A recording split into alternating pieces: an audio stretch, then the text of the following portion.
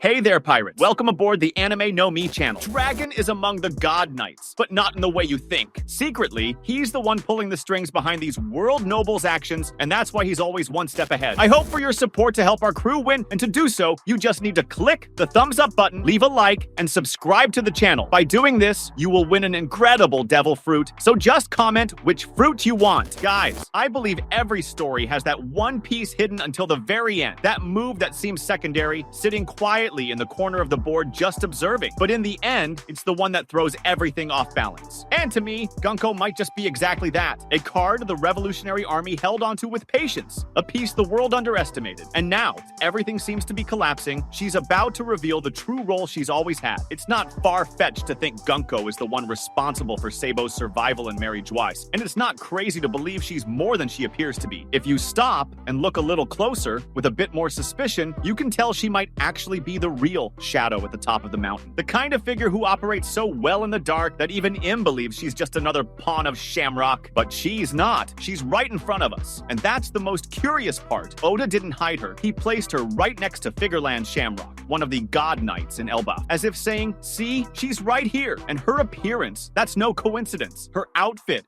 her glasses, is the way she carries herself. It's practically a mirror image of Koala. And that's where it all starts to make sense. Because Oda doesn't create visual parallels for no reason. When two characters look alike, it always carries meaning. And in the case of Gunkko and Koala, I don't think it's just a visual inspiration. It might be something deeper, a connection that hasn't been revealed yet. What if Gunkko is actually an infiltrated agent trained by Dragon? That would change everything, especially how we perceive the reach of the Revolutionary Army. In Chapter 1086, when we see the Gorosei discussing the incidents and secrets around the kingdom of Lulusia and Imusama's attack using the Mother Flame, one thing becomes clear: Sabo knew too much. He didn't just survive, he escaped with information that was never supposed to be heard. And the only plausible explanation for that is that he had help from the inside. But not just any help, someone with access. Someone free to walk through forbidden corridors. Not just well-positioned, unquestionable. And that someone is Gunkko. Sabo didn't escape because he got lucky. He escaped because he had cover. And not just any cover, strategic cover. Silent, precise, and the only way that could have happened is if someone from the inside paved the way. The entry, the exit, the CPs being diverted. The right distraction at the right time. And more than that, Gunkko, as a member of the God Knights, holds a title that, as far as we know,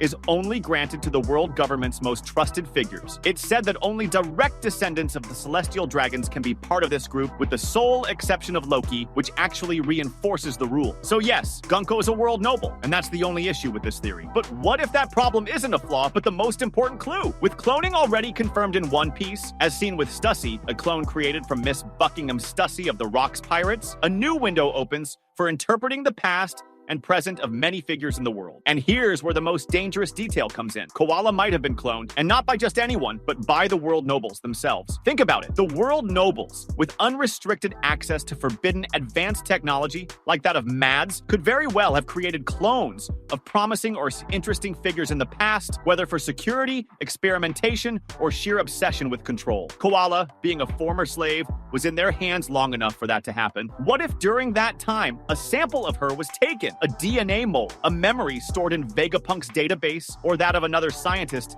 allied with the government? What if Gunkko isn't just similar to Koala, but a modified version? Colder, more obedient, created to serve the upper ranks of the government? That would explain how she infiltrated so deeply, how she gained enough trust to become a god knight. They would never accept an outsider, but a clone made by their own hands? A Koala 2.0 who never had ties to Dragon, raised under the world nobles doctrine, molded to act like one of them? But what if the real Koala found out? Imagine the impact of that, discovering that a version of you exists, made by those who once enslaved you. A version with your face, your mannerisms, but that represents everything you hate. That would completely change her mission. And maybe because of that, Koala decided to go even further. Maybe she took Gunkko's place. An infiltrator infiltrated. The piece that flipped their entire game. That would explain the resemblance, the strange behavior, and most importantly, the reason Sabo survived. Because Koala, disguised as Gunkko, was on the inside, she became the ghost of the very weapon they tried to use against her. And that makes everything even more symbolic. A former slave, now using the title of God Knight,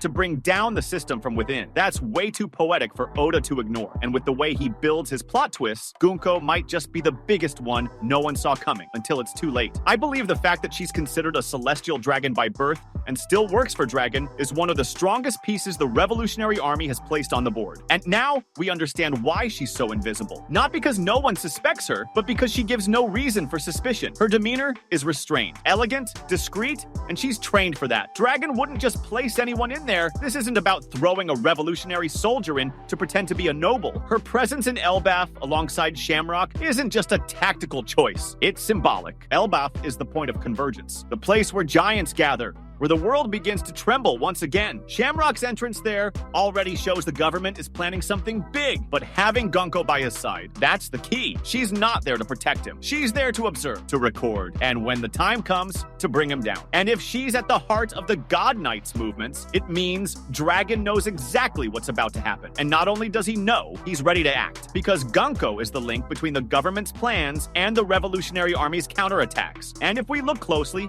this strategy isn't new. Dragon himself is someone who lives in the shadows, who operates with patience. He never rushes. Everything he's done has been based on information he gets before anyone else. That's only possible because he has eyes inside the system. And Gunkko might be his most valuable eyes, an agent who only moves when it's essential, when the world is at stake, when the flame needs to be lit at the exact moment. And that's what she did with Sabo, because only she could. Her presence in the Vistas also can't be ignored. Vistas is where important names show up, where the central characters of the story are visually registered, as if Oda is saying, you might not realize it now, but this name will matter. And Gunkko is there, not as a background extra, but as someone who's watching everything, participating in everything. And what stands out to me the most is how she's always near the most dangerous figures, but never in the spotlight. That's a pattern, and that pattern is exactly the kind of behavior a dragon-trained agent would follow, because Dragon understands the value of silent presence, of subtle movement, and of absolute trust. And why does Shamrock trust her so much? That might be the most complex part. I think maybe Gunkko saved Shamrock at some point. Maybe she did something that created a moral debt, or maybe,